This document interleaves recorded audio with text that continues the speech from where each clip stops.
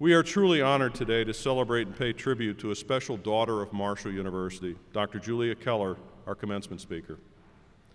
An extraordinarily talented journalist, essayist, and author, Julia's career is perhaps most appropriately described as a series of brief vignettes, like chapters in a bestseller or an award-winning feature article, something I might add, to which she is quite well versed.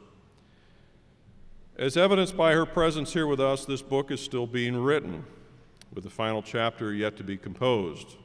We hope that final chapter will be many, many years in the future.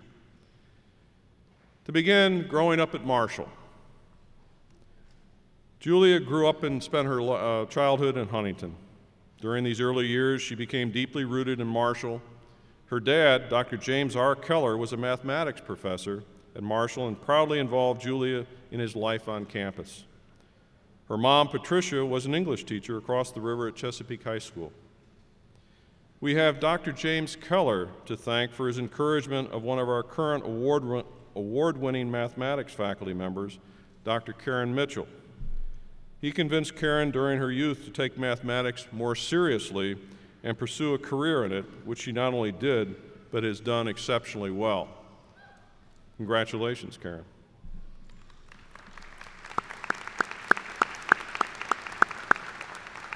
The next chapter in Julia's life following graduation from Huntington East High School was a college education. To no one's surprise, Julia attended Marshall University, where she earned not only her bachelor's degree, but a master's degree in English as well. She later earned her Ph.D. in English literature from the Ohio State University. Her career in journalism began by working as a reporting intern for syndicated columnist Jack Anderson in Washington, D.C. Later, she worked for the Ashland Daily Independent in Ashland and the Columbus Dispatch in Columbus, Ohio. She joined the Chicago Tribune in 1998, where she now serves as the cultural critic. I had the pleasure last night of engaging Julia in conversations about books that she reviews. And yes, she reads every single one of them cover to cover, something I hope each of you graduates will begin to develop the habit for. She was awarded the Pulitzer Prize for feature writing in 2005. Julia has always followed her passion.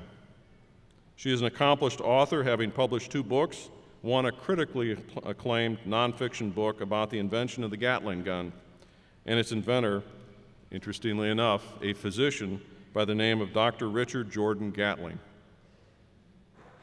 If you think about that for a minute, a physician inventing the Gatling gun, it's pretty mind-boggling. Her pride and joy of late is her soon-to-be-released novel entitled A Killing in the Hills, which is set in West Virginia. I urge you to check it out. It will be released in January.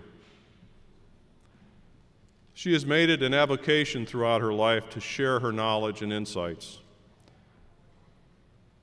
She has been especially dedicated to doing so with students through her involvement in teaching courses that enhance writing.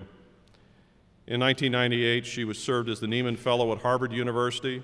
In the fall of 2006, she was appointed the McGraw Professor of Writing at Princeton University. And along the way, she has served as a visiting professor at the University of Notre Dame, Ohio State, and the University of Chicago. Today begins the next chapter of Never Forgetting Your Roots. Julia Keller returns home today to address the 174th graduating class of Marshall University, and we could not be more proud. Ladies and gentlemen, please welcome to the podium one of Huntington's own, Marshall alumna, journalist, Pulitzer Prize winner, acclaimed author, distinguished essayist, and proud daughter of Marshall University, Dr. Julia Keller.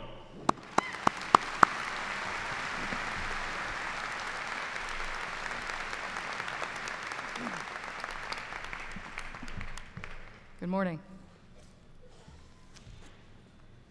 Thank you very much, Dr. Kopp, for that very generous introduction. Now, one of my favorite books is by Willa Cather. It's a novel called The Song of the Lark. It's about a young girl who leaves her small hometown and she heads for Chicago with great dreams of becoming an opera singer. A friend who knows of her ambitions ask one of her teachers, what will become of her? What will become of Taya? And the teacher replies, I don't know. That will depend upon the kind of ideas she lives with. Now think about that phrase for a bit. The kind of ideas she lives with. Not what happens to her, not love affairs or promotions at work or mortgages or cars or disappointments or regrets. The kind of ideas she lives with. It's really an extraordinary notion, and it is exquisitely relevant to each of you here today, because you are leaving here today with, of course, a host of wonderful memories of your time here on campus, a diploma, and also the ideas that you choose to take along with you on your journey. Those ideas are your compass, your GPS navigational system, your MapQuest instructions, and you're going to need them because you stand today at the threshold of the longest bridge you will ever cross. It is the bridge between two worlds. On one side, the side upon which you now stand, you are students at Marshall University, and you have, to your infinite and everlasting credit, fulfilled the requirements for a degree. This means that you've listened to innumerable lectures, participated in numberless labs, knocked back thousands and thousands of cups of black coffee, and in the middle of many, many nights prior to many, many midterm exams, I'm guessing you probably slammed back a bazillion boxes of Pop-Tarts. You've written papers, completed projects, sweated out grades. On the other side, the side that you're approaching even now, even as you sit here impatiently awaiting that diploma, lies the unknown. The world that awaits you beyond Old Main and Corbley Hall, the Drinko Library, the Memorial Student Center. So how does one side of that momentous bridge affect the other?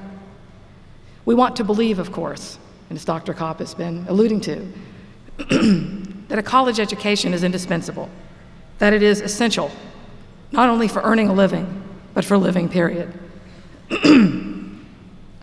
It's like what the French proverb maintains about walking, that every step is the debate between what you are and what you might become.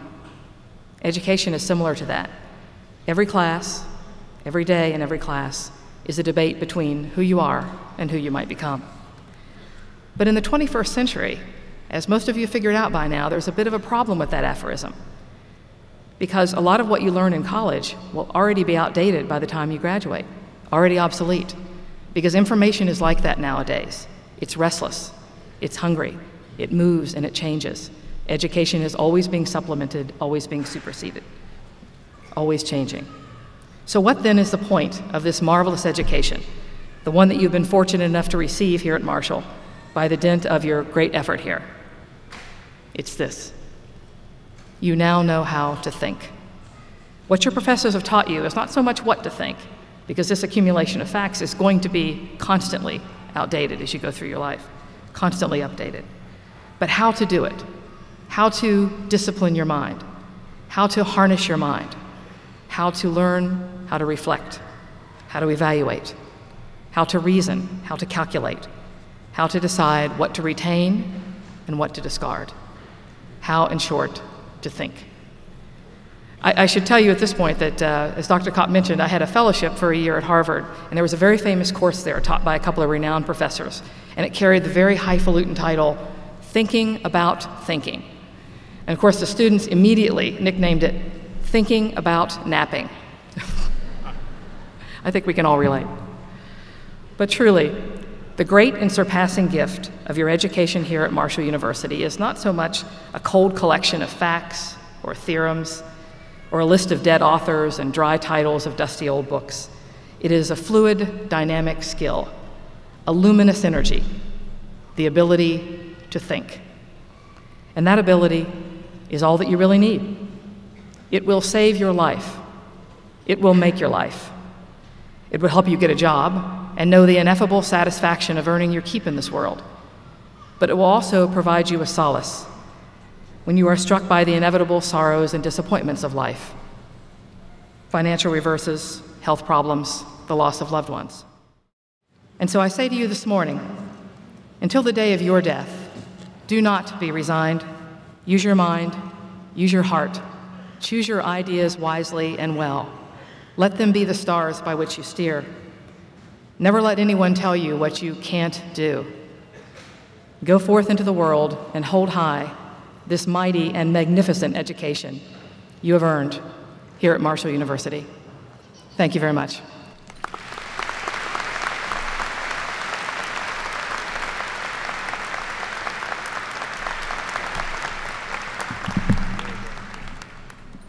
Thank you, Julia. Powerful concept.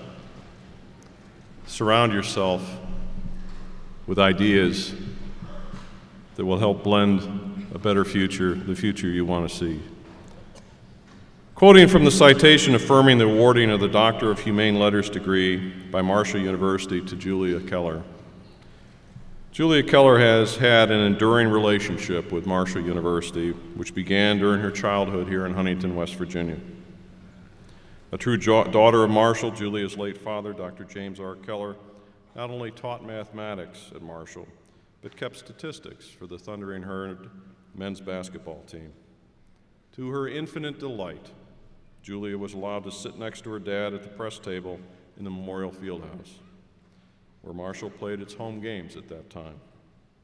She said she felt extraordinarily special on those occasions, as well as on other occasions with her father, such as the time she accompanied him to Old Main on Saturdays to pick up his paycheck. It came as no surprise after graduating from Huntington East High School that Julia decided to attend Marshall University.